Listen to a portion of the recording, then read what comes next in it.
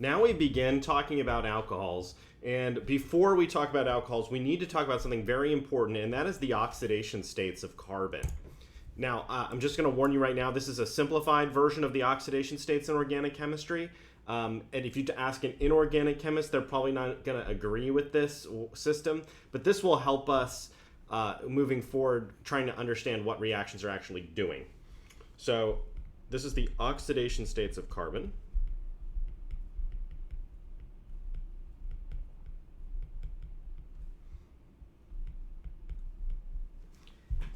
And this is so easy.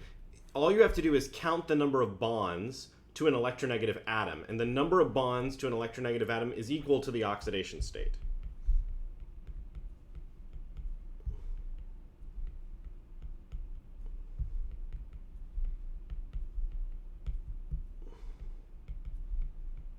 Okay. So oxidation state 0 would be a compound with no bonds to an electronegative atom. For example, methane. The carbon in methane is oxidation state 0. Another example would be propane. And the oxidation state of the carbons in propane are 0 because there's no bonds to electronegative atoms. Oxidation state 1, something like methyl iodide. Now we have one bond to iodine, so the carbon in methyl iodide is oxidation state 1.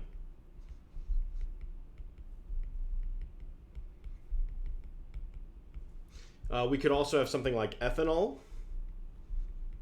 This carbon in ethanol is bonded to oxygen, an electronegative atom. So ethanol has oxidation state of 1 on the carbon that's attached to the OH.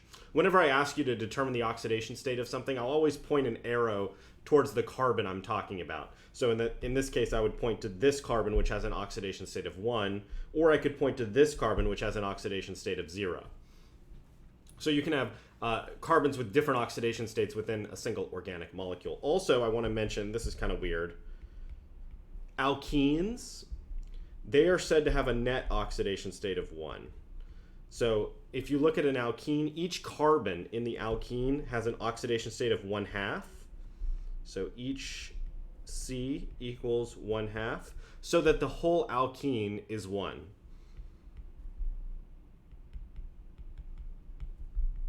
I know, it's kind of weird. Just keep that in mind. Let's go on to oxidation state 2. Oxidation state 2, it could be something like dichloromethane, CH2Cl2. Dichloromethane is a common organic solvent. Okay. Another example of oxidation state 2 might be the central carbon of acetone. Since it's making a double bond to oxygen, that counts as 2 bonds to electronegative atom. So acetone is going to be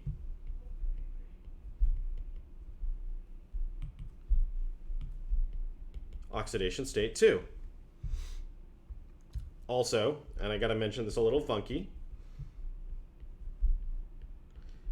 if you have an alkyne, each carbon in the alkyne is considered oxidation state 1.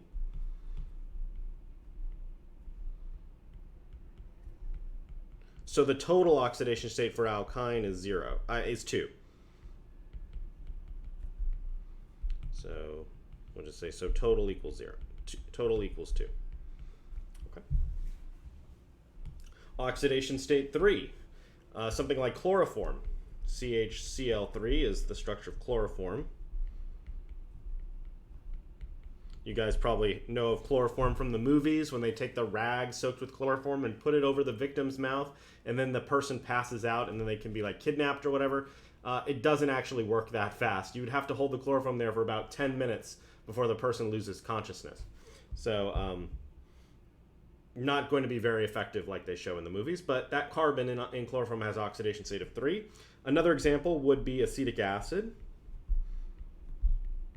Since it has 2 bonds to oxygen and 1 bond to an oxygen to the right, so double bond and a single bond adds up to 3 bonds to an electronegative atom. That's going to be oxidation state 3, and this is acetic acid. Okay. And then oxidation state 4, we could also have that for carbon, something like CCl4, carbon tetrachloride.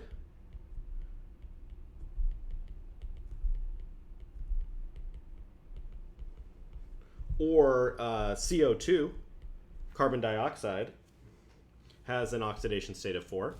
And what's interesting, kind of cool to think about this, is that as the oxidation increases for carbon, the flammability of the compound decreases. Because remember, what is a combustion reaction? It's an oxidation reaction, a redox reaction. A compound interacts with oxygen in the atmosphere and burns. Now, if the compound is already at oxidation state 4, the maximum, it's not going to be able to be oxidized any further. So for that reason, carbon tetrachloride and carbon dioxide are both non-flammable substances. Carbon tetrachloride is sometimes used as a flame retardant to prevent fire on certain fabrics, although it's largely been phased out due to high toxicity.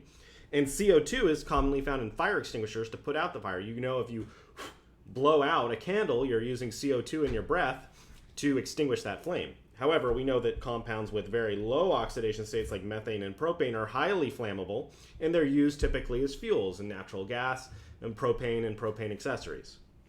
Okay, anyway, that's just a fun fact.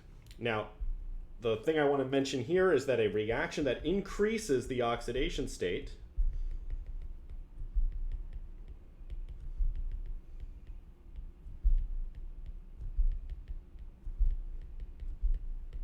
of which we're going to see a few of these, of carbon, so a reaction that increases the oxidation state of carbon, is called an oxidation reaction.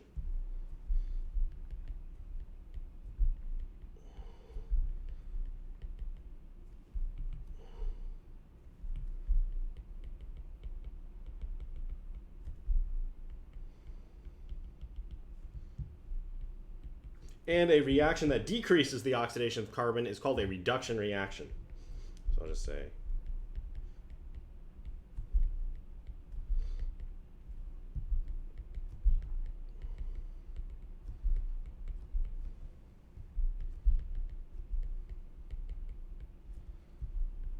you probably remember this from general chemistry, but we just need to say it again here because we're going to use this terminology a lot in the next chapter. Okay, so now let's move on to alcohols, and the first thing we're going to talk about are how to make alcohols. Alcohols are very common in organic chemistry. The carbon-oxygen bond is very strong and very stable, so it's not surprising that alcohols are extremely important, and so that's where we're going to next. In fact, we already know 2 ways of making alcohols, so we're only actually going to learn 2 more ways of making alcohols in this part of the class. Remember that an alcohol, I'll just call this ways to make alcohols,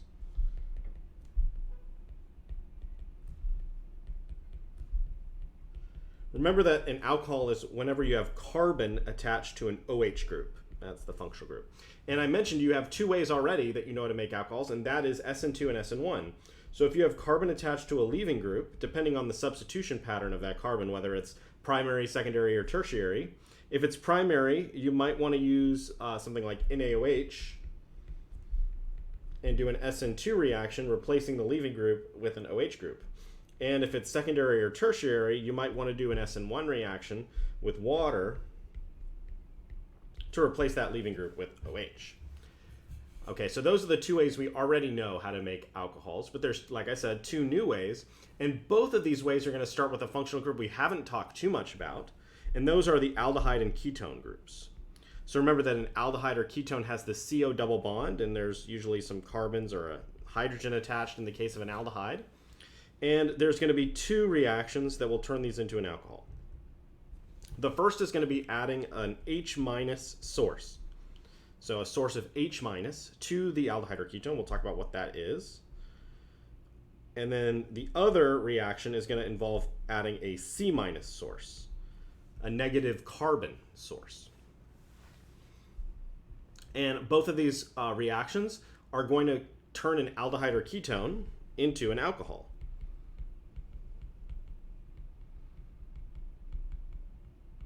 Okay, so that's going to be our starting material, and we're going to be turning into an alcohol. Let me just show you an example of some of the SN2 or SN1 methods. So if you took this bromide and you treated it with NaOH, you would get ethanol out. On the other hand, if you took like a tertiary bromide, you wouldn't want to do NaOH because that would prefer to do an E2 reaction. Instead, if you want to make the alcohol, do an SN1 with H2O. and then you'll get the tert-butanol product. So this is SN2, this is SN1. Okay, now let me show you this new technology that we're learning in this part of the class. So I'm going to say new. I'm going to put it in a shiny sticker here. And this reaction kind of has a generic name, and it's called nucleophilic addition.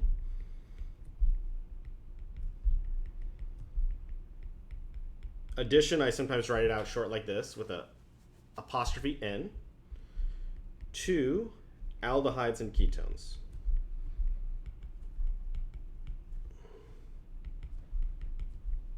It works on either, and it makes alcohols.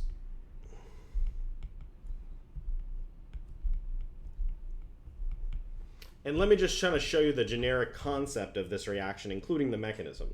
So you'll start with an aldehyde or ketone. Let's just start with a ketone as the example. And our nucleophile, which we'll talk about what those can be, they can't just be any nucleophile. They use very specific nucleophiles for this reaction. Like the SN2 reaction, you could use a whole suite of nucleophiles. You could use NaCN, NaI. There was tons of nucleophiles available to you. Unfortunately, the nucleophilic addition of aldehydes and ketones uses a very limited selection of nucleophiles, which is actually good for us. It makes it easier. The nucleophile will attack the carbonyl carbon, the carbon that's attached to the CO double bond, and kick electrons up on oxygen. Then what happens is we create an O- charge because the lone pairs that were part of that double bond are now all on the oxygen. And we've also created a new bond to our nucleophile. And then in the final step, the O- has to react with some sort of proton source, usually a small amount of a weak acid that's added, to protonate the O- in an acid-base reaction and take a look at what the product is. The product is an alcohol, but we've also added the nucleophile. So you can see right off the bat, this reaction is extremely powerful because we're really doing two things at once. We're creating a new bond, similar to the SN2 reaction where we're doing a substitution reaction, except instead of replacing a leaving group, we're getting an alcohol for free. So this is incredible efficiency.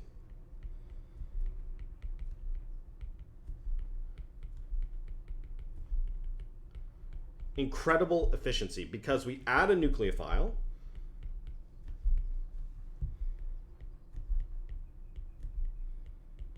and then we get the alcohol for free.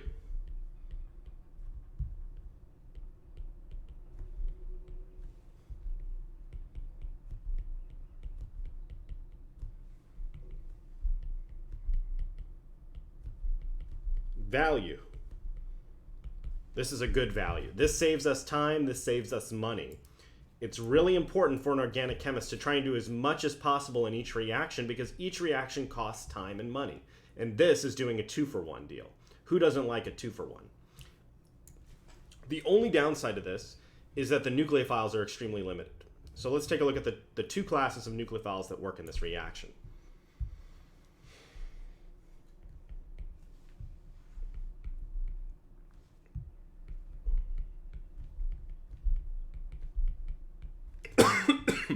Excuse me.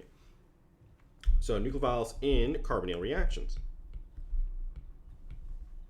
These are sometimes also called carbonyl reactions since the starting material has a carbonyl. Okay, the first class of nucleophile in carbonyl reactions is H- source. It's a source of H-, which is sometimes called hydride. We've seen H+ as a proton, but you could also have H- with a lone pair, hydrogen with a lone pair. That's called hydride. And the two nucleophilic sources of hydride that we'll see in this class are sodium borohydride, which has the following formula, NaBH4, and lithium aluminum hydride, which has the following formula, LiAlH4. Boron and an aluminum compound. The second class of nucleophile that we can use in this chapter is going to be C- reagents. And these are sometimes called organometallics.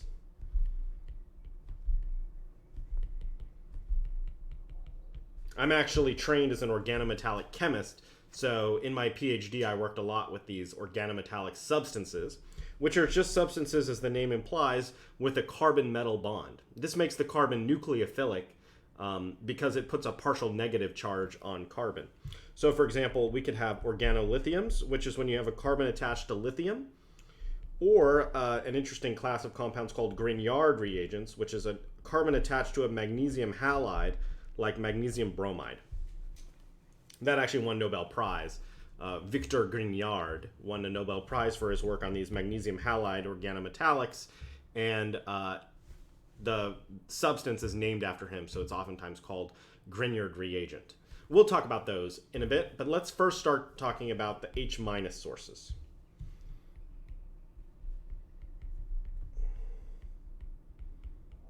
Okay. And let's begin our conversation with sodium borohydride.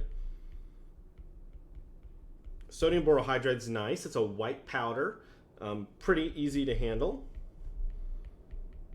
Looks kind of like powdered sugar.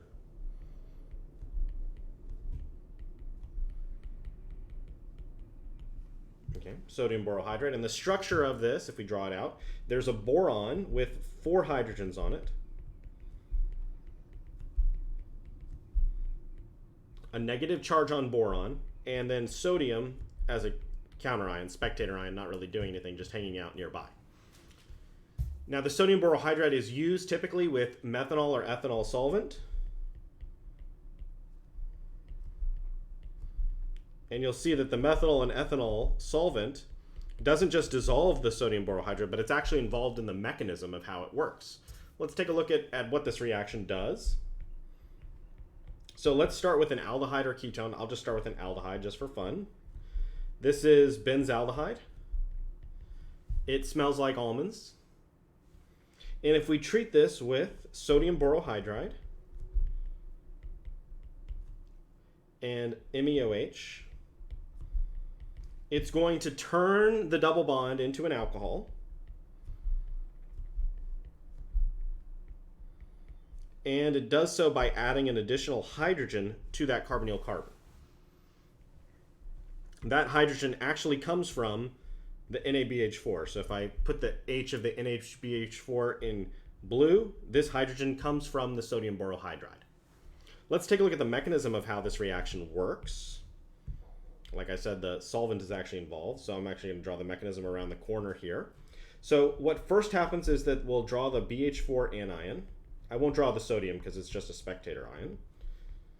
And this mechanism is kind of unusual in that the nucleophile is actually not a lone pair, but rather a bond. So the boron-hydrogen bond, one of them, acts like a nucleophile and attacks the carbonyl carbon, kicking electrons up onto oxygen.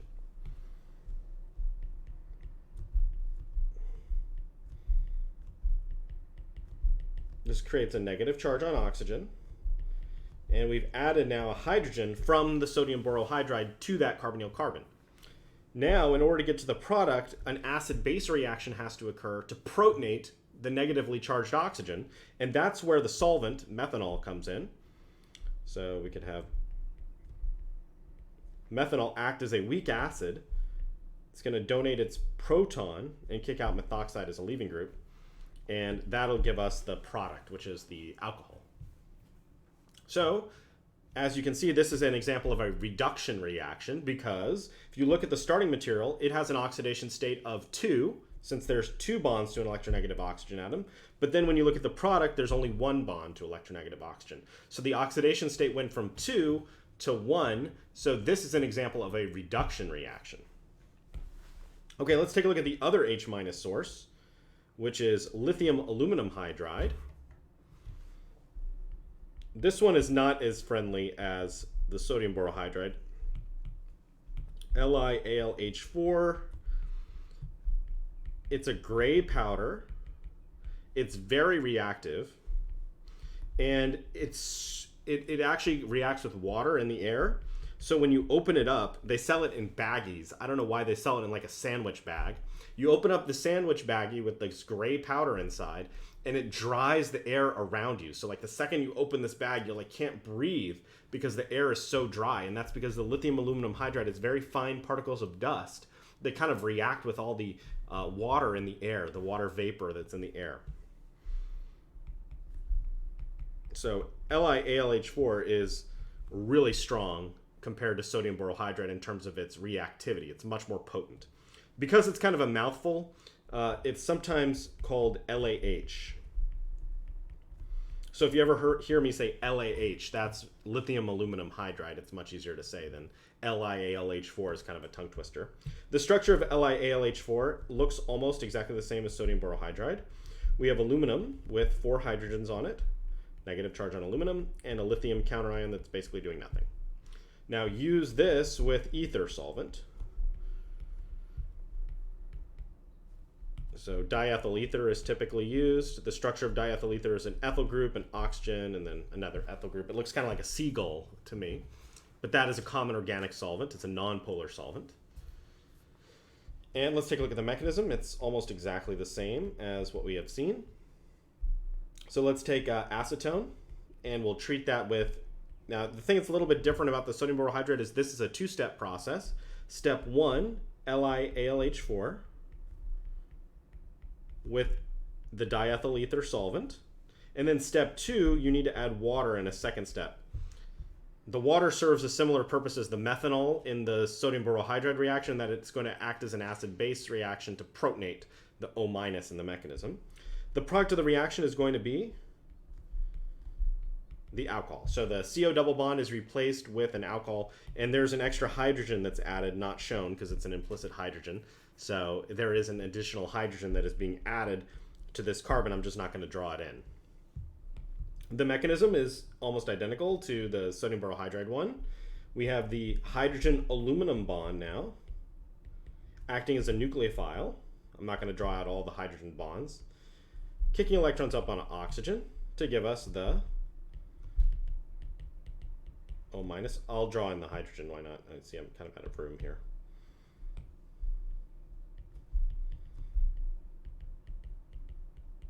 Okay, and then in the second step, water acts as a nucleophile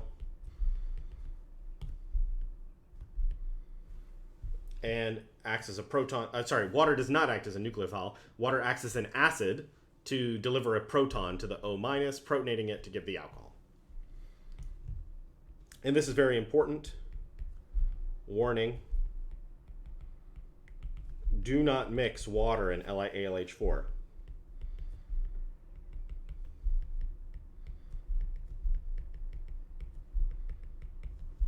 Fire hazard. Actually, explosion hazard. So that's why it's very important that you do it in separate steps. So first you add the LiAlH4, and then very slowly, a little while later, you add the H2O. Step 1 and step 2 means in a sequence. You don't mix it all together. It's you add 1, wait, and then you add 2. If you mix it together, your whole reaction will explode because the lithium aluminum hydride reacts with water to form hydrogen gas and heat. The heat catches the hydrogen gas on fire. You can imagine this is not a good thing. You can go on YouTube and type in lithium aluminum hydride in water and you can see what happens. Don't do it. Okay. All right, so those are the two hydride sources, and you can see what they do is they're both reduction reactions. They turn aldehydes and ketones into the corresponding alcohol. So essentially they delete the double bond, the CO double bond, and turn it into an OH group. That's what they do. And you should also know the mechanisms, because I can ask you about those as well. Okie dokie, now let's talk about the C- sources, and I'm not talking about this class, just kidding. So C- source. And again, these are called the organometallic reagents, and there are 2 types, but they both are essentially equivalent. There's not really any difference between them. The first one is the organolithium.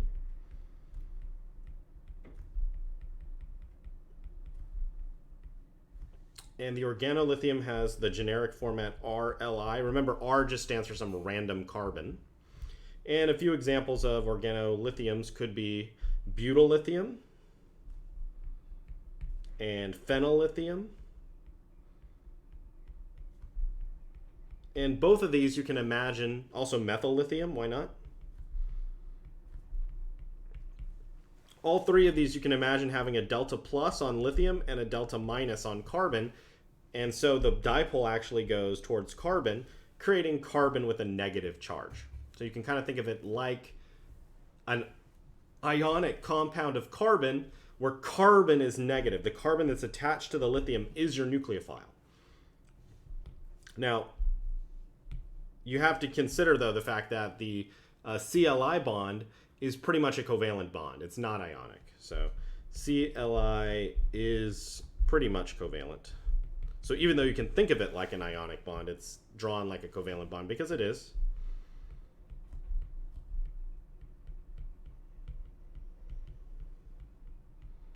And that's because the electronegativities of carbon and lithium are relatively similar to each other.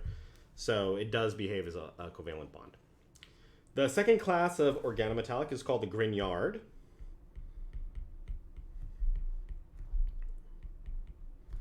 There's like a silent G in there. Grignard. And these are sometimes called organomagnesium halides.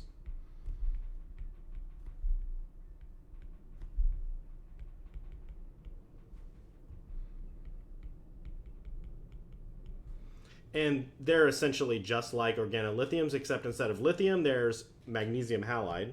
So they have the general format RMgX, where X is a halogen and R is carbon. You could have something like phenyl magnesium bromide. Or you could have vinyl magnesium chloride. By the way, this, I just said it really quickly, but this is called the vinyl group.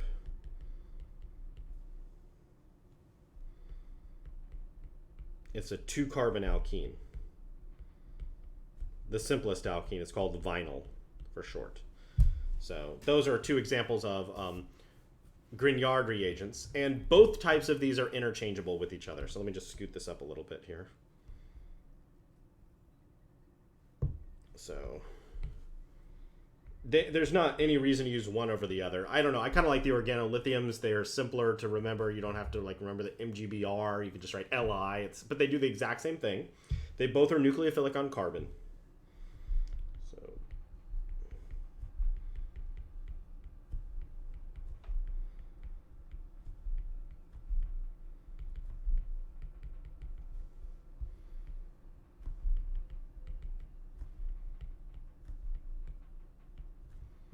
So I'm just going to specifically say it here that they're interchangeable in this class. Let's take a look at what this reaction does, and I think you're going to like this reaction. It's pretty cool because this is really the first reaction that's going to allow us to make a carbon-carbon bond. So let's take our ketone, like acetone,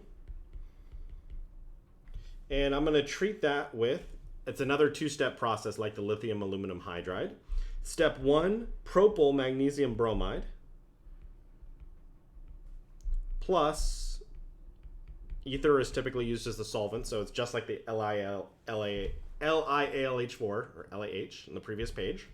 And then step 2, we need a water workup.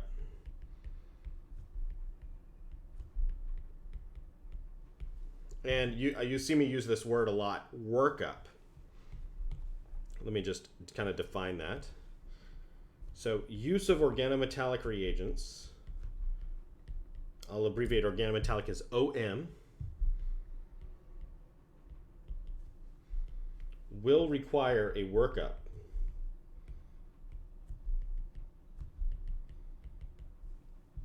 The purpose is to adjust the pH and provide a proton. So purpose, pH adjustment.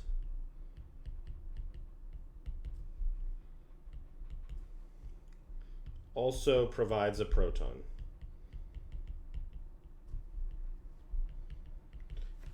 Really what chemists discovered is if you don't add the workup step, which is essentially just pouring a little bit of water into the reaction, the products are like the consistency of chewing gum, and it's really hard to like actually purify them because you can imagine trying to purify chewing gum is very difficult. But when you add the water, everything kind of turns into like a powder that can be filtered away. So it's much more convenient if you do a workup step. So it's required. I am going to take off points if you forget to add the workup step. The product of the reaction is, again, we make an alcohol, but instead of adding an H to the central carbon, we add something way more interesting. We add whatever the carbons that were attached to the organometallic are, making a new carbon-carbon bond. In this case, we're adding a propyl group. So connected to that central carbon atom, which was once the ketone carbon, we've added now 3 additional carbons, a propyl group. And so that's the product. This is a very, very powerful reaction, and that is why it won the Nobel Prize. There's no way, really, using an SN2 reaction to make a carbon-carbon bond. The only exception is adding sodium cyanide, so like NaCN, and doing SN2 with NaCN. That works, but that's kind of a boring carbon-carbon bond. It's just a CN group. But this lets us custom build any C-C bond we want. We want a propyl, we want phenyl, we want butyl. We can add any carbon group that we want. And so the C- source is like 10 times more interesting to me than the H- source, which just adds a H. Okay. And then on top of that, we still get the alcohol for free, which we'll see we'll be able to do other stuff with the alcohol also. Let's take a look at the mechanism of this transformation.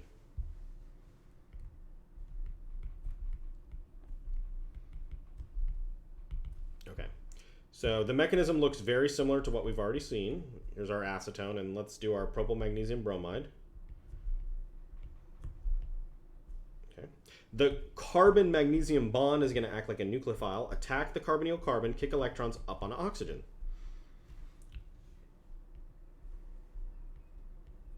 That's going to add a propyl group, 3 carbons, to that central carbon, and we're going to have an O-. This is sometimes called the tetrahedral intermediate because this was flat and now this is tetrahedral. It's also an intermediate in the reaction. Very careful. Make sure that you count the carbons. It's a very common error is to lose or gain carbons in this process. Remember, we have 1, 2, 3 carbons that we're adding with this Grignard reagent, so we should definitely check to make sure we have 1, 2, 3 carbons added into our tetrahedral intermediate. We also have a counterion now of MgBr+. Is just a weird counterion that's present here. You don't have to draw that in if you don't want to. And then now we do the workup step by adding water. The water will act as an acid and protonate the O- in an acid-base step.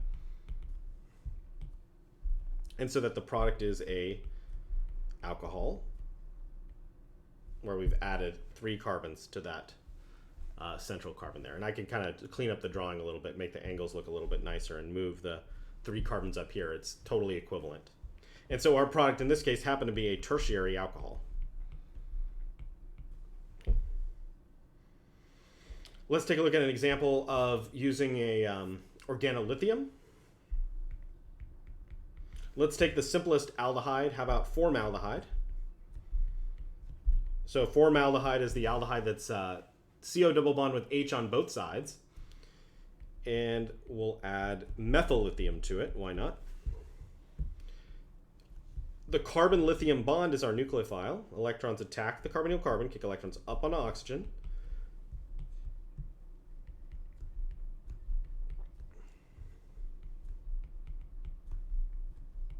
And we're adding a CH3 group to that central carbon. And in this case, it happens to be a primary alcohol. In fact, if we just don't draw in the hydrogens, you'll see very quickly that it's this substance here, ethanol. So this reaction lets us turn formaldehyde into ethanol, which is the alcohol that's in vodka. So you can turn formaldehyde, which is used to embalm dead bodies, into drinkable vodka using the organolithium reagent. This is like, this is awesome. Oh, keep in mind, I forgot to show there is a workup step for this one as well. So this would be step 1, methyl lithium with the solvent of diethyl ether, Et2O. And then there would be a step 2, H2O. So don't forget the water workup step. I can show the mechanism too. It's exactly the same as you would expect for the Grignard reagent. So there's our formaldehyde.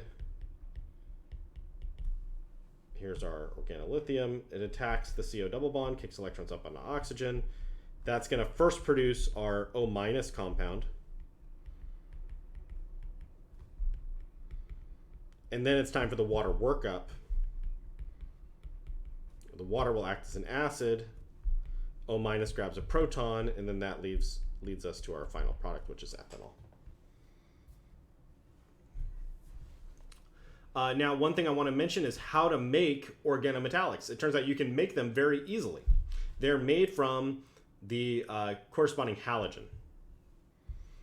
So to make RLi, so to make organometallic, take an alkyl bromide, or alkyl chloride, or alkyl iodide. It doesn't work with alkyl fluorides.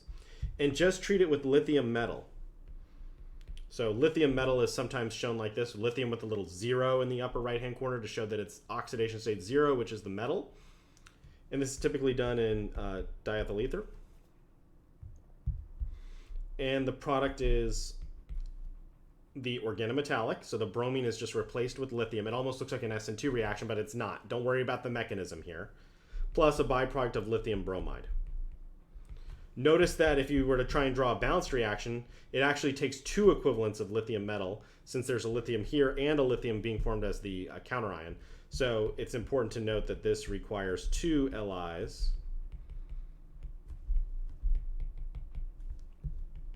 per alkyl halide. But you don't need to write 2 equivalents or whatever. I'll just assume you know that. To make a Grignard, it's also made from the corresponding alkyl halide. So if you take ethyl bromide and you treat it with magnesium metal this time, also usually done in ether solvent, you will replace the bromine with magnesium bromide. And in this case, you only need 1 magnesium because the magnesium sort of inserts itself in between the bromine and the carbon.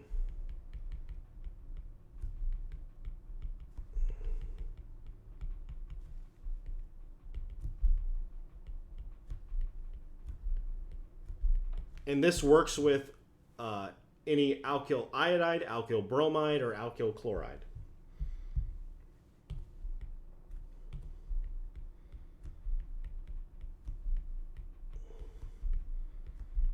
So you can use any alkyl bromide, not just ethyl, alkyl chloride, alkyl iodide. And don't worry about the mechanism. Okay? Now it's important that you make the Grignard and the organolithium in a separate step. So if I give you a multi-step synthesis problem where you're going to have to make the organometallic, which is something I often do, you want to make them in 2 separate reactions and then mix them together. So make Grignard or organolithium in a separate step. So, for example, you could take the ethyl bromide, treat it with magnesium metal and diethyl ether, and that's going to give you the ethyl magnesium bromide. Now you've made it, and I'll assume you have an infinite supply of it, and you can use it in any subsequent reaction in an infinite amount. So now we can do a second reaction. We can take our acetone, and in step 1, we can treat it with the magnesium bromide compound that we just made. Don't forget the ether solvent. Step 2, don't forget the water workup. And then we have our product. So it's kind of like you first have to build the reagent and then use the reagent in a reaction. It turns out these Grignards aren't very stable. You can buy them refrigerated, but they're very expensive. It's much more efficient to just buy some magnesium metal and buy some alkyl halide and then make it when you need it, use it all as you need it, and then you don't have to worry about spending all this money for the pre-made material, and you also don't have to worry about it going bad because they tend to go bad after a while. So this is the preferred way to use it. Make it when you need it. Okay, last thing I want to talk about is the fact that organometallics are very strong bases, so you must avoid acidic protons. So organometallics are very strong bases, and I'll prove that to you.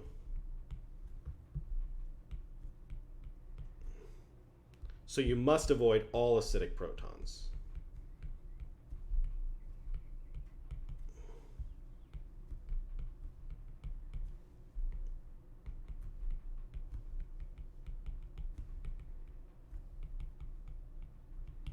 Let's take a look at an example. And I'll prove to you how strong of a base they are. So here we have ethyl lithium, and let's add to that water. What's the pKa of water? The pKa of water is 16. You know that from your pKa table. Now, what will happen is an acid-base reaction will occur if you try and mix these two together. The carbon-lithium bond is strongly basic, and so it will grab an H from water and deprotonate it. And this is an acid-base reaction, so I'll show the equilibrium arrow. The product is, the lithium is replaced with H, right? Because the carbon is grabbing an H. So we're protonating the organometallic and just replacing the lithium with an H. Plus, the byproduct is lithium hydroxide. So this is an acid-base reaction. What's the pKa of the conjugate acid? In this case, it's ethane. pKa equals 50. So now we can calculate KEQ. Remember this? So KEQ equals 10 to the power of the pKa of the product, which is 50, minus the pKa of the starting material, which is 16, and you get 10 to the 34. So does this reaction favor products or starting materials?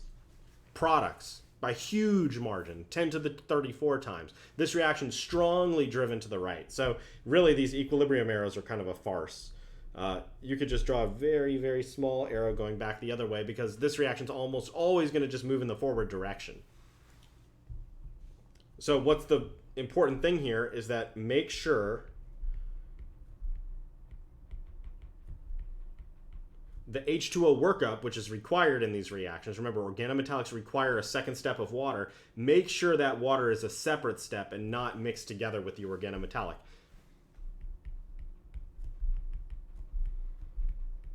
I will take off points if you don't separate out water with its own step.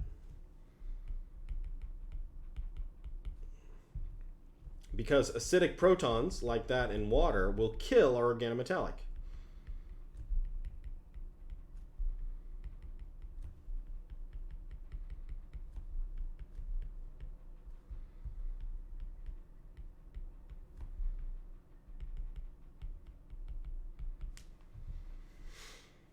Let's do an example of a bad reaction here.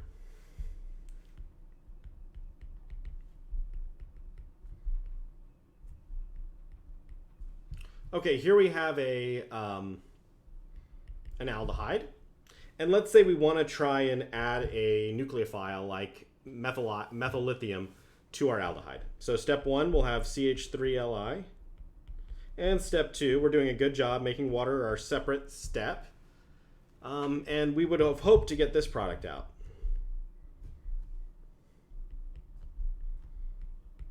Where we've added a methyl group to our carbonyl carbon, but that doesn't work. Why? I thought we did a good job. We put our water as a separate step. No. What's going to happen is the organometallic is going to see that acidic proton and it's going to go crazy for it. So HC3Li. What we wanted was our organometallic to attack the carbonyl. But there's something far more tempting for that organometallic, and that's to do an easy acid-base reaction. It's going to grab the H right off the alcohol, which is pKa 16, rip that hydrogen right off, and we're going to end up making methane. Right? So methyl lithium becomes CH4 as it gains an additional proton, plus the deprotonated starting material. We're just going to rip the proton off. That's all that's going to happen. Actual products are useless.